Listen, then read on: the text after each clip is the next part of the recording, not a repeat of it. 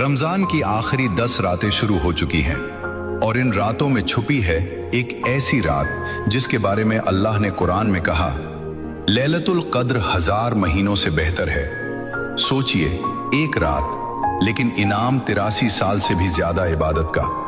लेकिन असली सवाल यह है, क्या हम उस रात को पहचान पाएंगे? नबी सल्लल्लाहु अलैहि वसल्लम ने फरमाया, जो इंसान ईमान और सवाब की उम्मीद के साथ लैलतुल कद्र में इबादत करता है, उसके पिछले सारे गुनाह माफ कर दिए जाते हैं। सही बुखारी, सही मुस्लिम। सोचिए, सिर्फ एक रात और पूरी जिंदगी के गुनाह माफ।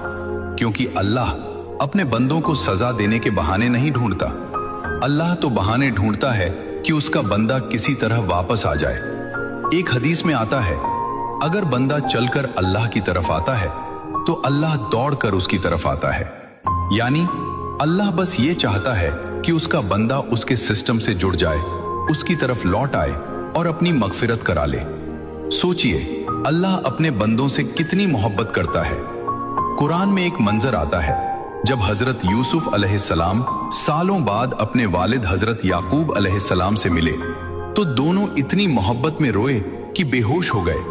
फिर होश आया, फिर रोए, फिर बेहोश हो गए। मोहब्बत का ये मंजर देखकर फरिश्तों के सरदार जिब्रील अलैहिस्सलाम ने अल्लाह से पूछा, ऐ अल्लाह, क्या कोई इतनी मोहब्बत भी कर सकता है?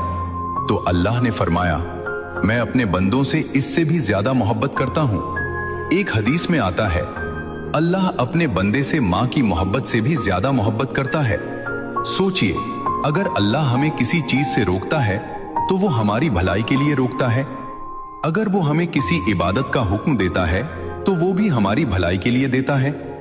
यानी अल्लाह के हर हुक्म के पीछे उसके बंदों के लिए रहमत छुपी है। और आज लैलतुल कद्र की रातों में आसमान के दरवाजे खुलने वाले हैं। फरिश्ते जमीन पर उतरेंगे, रहमत बरसेगी, मगफिरत बांटी जाएगी। शायद आज की रात किसी की तकदीर बदल जाए। शायद आज की रात किसी गुनहगार को माफी मिल जाए। शायद आज की रात अल्लाह आपका नाम माफ किए हुए लोगों में लिख दे। तो आज सोने से पहले एक बार सोचिए, क्या हम लैलतुल कद्र को यूं ही गुजरने देंगे?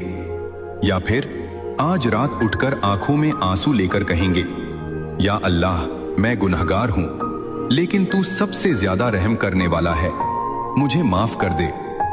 यकीन मानिए, लैलतुल कद्र की रात खाली हाथ लौटने वाली रात नहीं होती।